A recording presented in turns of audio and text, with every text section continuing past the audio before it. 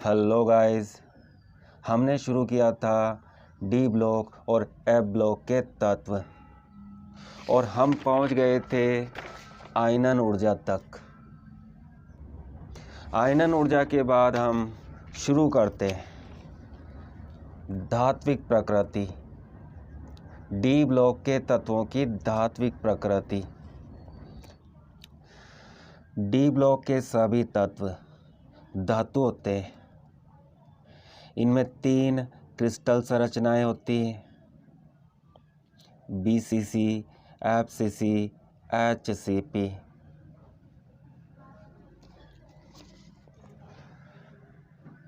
सभी संक्रमण तत्व प्रबल धात्विक बंध बनाते हैं क्योंकि इनमें अयुग्मित डी इलेक्ट्रॉन होते हैं। प्रबल धात्विक बंध के कारण संक्रमण तत्व कठोर होते हैं।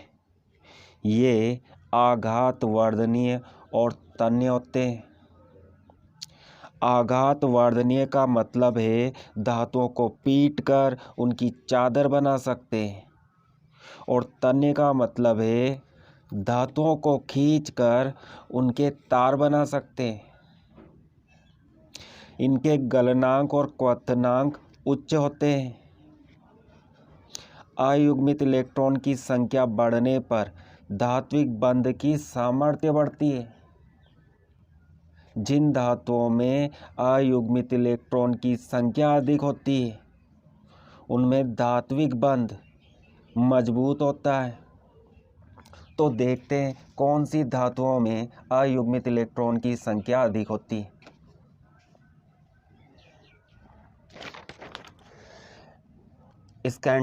स्कैंडियम में अयुग्मित इलेक्ट्रॉन की संख्या 1 होती है।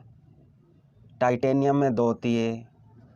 Vanadium 3, chromium 6, manganese 5। प्रारंभ में अयुग्मित इलेक्ट्रॉन की संख्या बढ़ती है और बाद में घटती है। जिंक में अयुग्मित इलेक्ट्रॉन की संख्या 0 होती है। अयुग्मित इलेक्ट्रॉन का मतलब क्या है? जैसे क्रोमियम का इलेक्ट्रॉनिक विन्यास आर्गन 3d5 4s1 है, तो इसमें अयुग्मित इलेक्ट्रॉन की संख्या को निकालते हैं। 3d5 डी उपकोष में 5 कक्षक होते हैं। इसमें 5 इलेक्ट्रॉन को भरते हैं। प्रत्येक कक्षक में 1 इलेक्ट्रॉन भरा जाता है। अगर यहाँ पर 6 इलेक्ट्रॉन होते या 7 इलेक्ट्रॉन होते, मतलब 5 से अधिक इलेक्ट्रॉन होते, तो 5 इलेक्ट्रॉन भरने के बाद हम इलेक्ट्रॉन का जोड़ा बनाते। 6ठा इलेक्ट्रॉन, 7वां इलेक्ट्रॉन, 8वां इलेक्ट्रॉन। परंतु डी उपकोष में केवल 5 इलेक्ट्रॉन है और प्रत्येक कक्षक में 1 इलेक्ट्रॉन है। एस उपकोष में 1 कक्षक होता है और इसमें 1 ही इलेक्ट्रॉन है। इनको अयुग्मित इलेक्ट्रॉन बोलते हैं। तो 5 और 1 6। क्रोमियम में अयुग्मित इलेक्ट्रॉन की संख्या 6। यदि किसी कक्षक में 2 इलेक्ट्रॉन होते हैं तो इसको हम युग्मित इलेक्ट्रॉन बोलते हैं।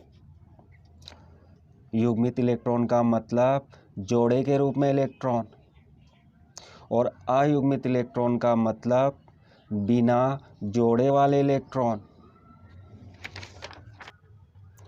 तो सबसे अधिक अयुग्मित इलेक्ट्रॉन क्रोमियम में होते हैं। अयुग्मित इलेक्ट्रॉन की संख्या बढ़ने पर संक्रमण तत्वों की कठोरता, गलनांक और क्वथनांक में वृद्धि होती है। याद रखना, जिस संक्रमण तत्व में अयुग्मित इलेक्ट्रॉन की संख्या अधिक होती है उसकी कठोरता अधिकतम होती है, उसका गलनांक भी अधिकतम होता है और उसका क्वथनांक भी अधिकतम होता है। तो इस प्रथम संक्रमण श्रेणी में सर्वाधिक गलनांक और क्वथनांक किस धातु का है? क्रोमियम का। सबसे अधिक कठोर धातु कौन सी है? क्रोमियम। यदि प्रश्न पूछा जाता है 3D श्रेणी या प्रथम संक्रमण श्रेणी में किस तत्व में अयुग्मित इलेक्ट्रॉन की संख्या अधिकतम होती है? क्रोमियम। क्रोमियम के बाद अयुग्मित इलेक्ट्रॉन की संख्या घटती है। जिंक में अयुग्मित इलेक्ट्रॉन नहीं होते, तो जिंक धातु की कठोरता, गलनांक और क्वथनांक इन धातुओं से कम है।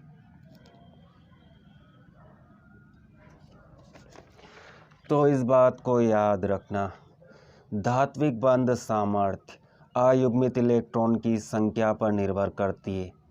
इनकी संख्या अधिक है, अयुग्मित इलेक्ट्रॉन की संख्या अधिक है, तो धात्विक बंध मजबूत होता है, प्रबल होता है। और धात्विक बंध प्रबल होता है तो धातुओं की कठोरता, गलनांक और क्वथनांक अधिक होता है। तो इस पर छोटे छोटे प्रश्न बनते हैं, जैसे क्रोमियम, मोलिब्डेनम और टंगस्टन अपनी श्रेणी में उच्चतम गलनांक रखते हैं। क्यों? क्योंकि इनमें अयुग्मित इलेक्ट्रॉन की संख्या अधिक होती है, अतः इनमें धात्विक बंध सामर्थ्य अधिक होता है, जिसे तोड़ने के लिए अधिक ऊर्जा की आवश्यकता होती है। इसी कारण इनके गलनांक अपनी श्रेणी में उच्चतम होते हैं। ये तीनों तत्व एक ही वर्ग के तत्व हैं। कार मोटर वाले सागर जी, और इनमें अयुग्मित इलेक्ट्रॉन की संख्या 6 होती है, तो इनके गलनांक अधिकतम होते हैं। जिंक, कैडमियम, मरकरी अपनी श्रेणी में न्यूनतम गलनांक रखते हैं। क्यों? जिंक में अयुग्मित इलेक्ट्रॉन की संख्या 0 होती है और ये तीनों तत्व वर्ग 12 में होते हैं। जोन, कूदियो, खाड़ा में, खाड़ा मतलब गड्ढा, गड्ढे को हौज कहते हैं। जोन, कूदा, हौज में जिंक, कैडमियम, मरकरी। जिंक में अयुग्मित इलेक्ट्रॉन की संख्या 0 है, तो कैडमियम और मरकरी में भी अयुग्मित इलेक्ट्रॉन की संख्या 0 है। और जिनमें अयुग्मित इलेक्ट्रॉन की संख्या बहुत कम होती है या 0 होती है, उनका गलनांक अपनी श्रेणी में न्यूनतम होता है, सबसे कम होता है। तो इनमें अयुग्मित इलेक्ट्रॉन की संख्या कम या शून्य होती है। इनका स्थायी इलेक्ट्रॉनिक विन्यास होता है, अतः इनमें धात्विक बंध दुर्बल होते हैं। इसी कारण इनका गलनांक न्यूनतम होता है। स्थायी इलेक्ट्रॉनिक विन्यास मतलब इस जिंक का इलेक्ट्रॉनिक विन्यास देखो, इसमें निकालते हैं अयुग्मित इलेक्ट्रॉन की संख्या।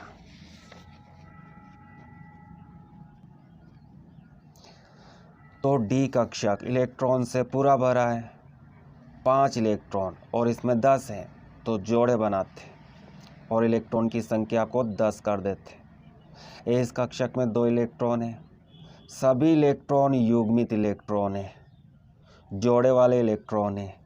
बिना जोड़े वाला इलेक्ट्रॉन इस जिंक में अनुपस्थित है, तो जिंक में अयुग्मित इलेक्ट्रॉन की संख्या 0 है।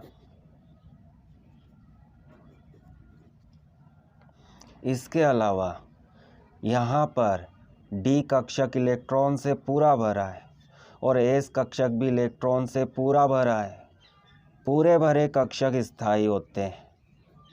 पूर्ण पूरित विन्यास मतलब इलेक्ट्रॉन से पूरे भरे कक्षक। और ऐसे तत्वों के बीच धात्विक बंध कमजोर होता है, इसी कारण इनका गलनांक न्यूनतम होता है। मैग्नीज का गलनांक क्रोमियम और आयरन दोनों से कम होता है। क्यों होता है?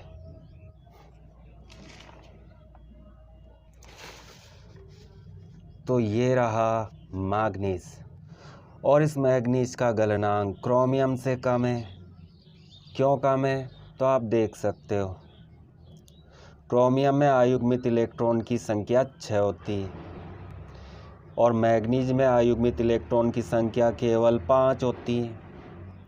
अयुग्मित इलेक्ट्रॉन की संख्या कम है तो मैग्नीज का गलनांक क्रोमियम से कम है। अब इसके गलनांक की तुलना आयरन से करते हैं। आयरन में अयुग्मित इलेक्ट्रॉन कितने होते हैं?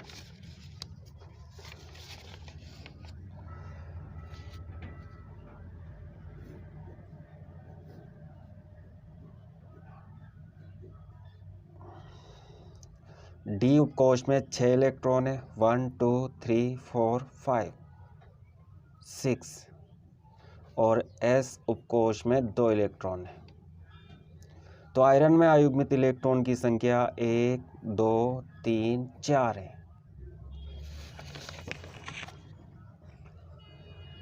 मैग्नीज में अयुग्मित इलेक्ट्रॉन की संख्या 5 है, आयरन में 4 है।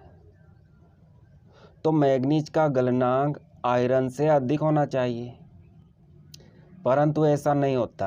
मैग्नीज का गलनांक आयरन से कम होता है, क्योंकि मैग्नीज का विन्यास स्थायी विन्यास है। D5 अर्धपूरित स्थायी कक्षक है, और जिन तत्वों में स्थायी कक्षक होते हैं उनमें बंध सामर्थ्य कमज़ोर होती है। इसी कारण मैग्नीज का गलनांक आयरन से कम है।